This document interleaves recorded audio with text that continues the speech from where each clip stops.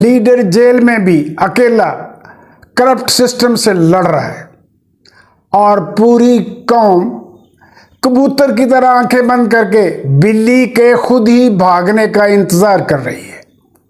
वो तन्हा खड़ा है मैदानी जंग में और उसकी पुश्त खाली है। उसके सिपाही गैब हैं, जबकि दुश्मन मुसल्ले पूरी तरह आबोताब के साथ उसके सामने खड़ा है। बाइस शर्म बात है, 9 मई को निकलते तो आज ये मसला ना होता। हमारी रेड लाइन वो तो जेल में है और आप सोशल मीडिया पर ट्रेंड खेल रहे हैं, अपने यूट्यूब चैनल चला रहे हैं, अपनी आमदनी बढ़ा रहे हैं। बाहर निकलना होगा, निकलो निकलो, उस वक्त निकलोगे जब उसे